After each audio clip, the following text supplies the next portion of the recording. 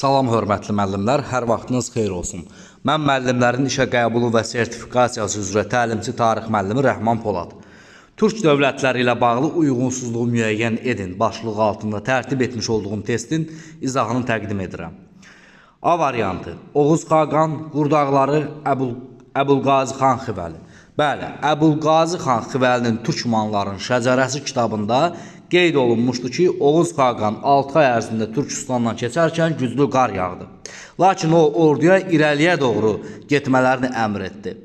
Bu zaman bəzi döyüşçülər geridə qaldı, onların dəvələri və atları məhv oldu donvurmadan və lakin onlar piyada gəlmək məcburiyyətində qaldılar. Oğuz Xaqan isə yazda orduya sıra baxışı keçirərkən bəzi əskərlərin çatışmadığını gördü. Bir neçə gündən sonra həmin əskərlər gəldilər və vəziyyəti izah etdilər.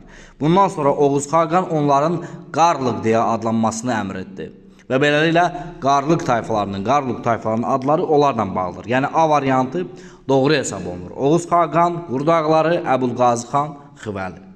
B variantı: İslam dinini qəbul etdiyi 932-ci ildə Satuq Buğraxan, Qaraxanlı hökmdarı Satuq Buğraxan 932-ci ildə İslam dinini qəbul edib, 942-ci ildə Xaqan titulu qəbul edib, paytaxtı Kaşqar şəhərinə köçürüb. Doğrudur. C variantı: Samanilərin məğlub edilməsindən sonra onun əraziləri cənubda Qobu səhrasına qədər genişləndirdi.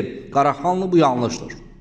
Qaraxanlı dövlətinin ərazisi Samanilər məğlubiyyətə uğradıqdan sonra Balxaş gölündən Hindukuş və Qaraqorum dağlarına qədər genişlənib. Lakin burada cənubda Qobu səhrası bu Uyğur xaqanlığı ilə bağlı olan məsələdir. Uyğur xaqanlığında sərhədlər barədə qeyd olunmuşdur. Şərqdə Altay, Manzuriya, cənubda Qobu səhrası. Bizim cavabımız olacaq burada C variantı.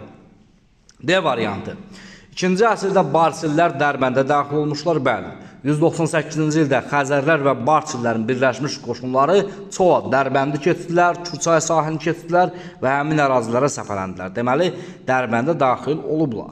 Y variantı: Kürşəd 40 nəfərlə birlikdə Çin sarayına hücum edib. Çin əsarəti dövründə bəli, Göytürklərdən olan Kürşad 40 nəfərlik qoşunla Çin sarayına hücum edir. Qələbə qazana bilməsə də onlara psixoloji təsir edir. Psixoloji olaraq məhv etmiş olur onları.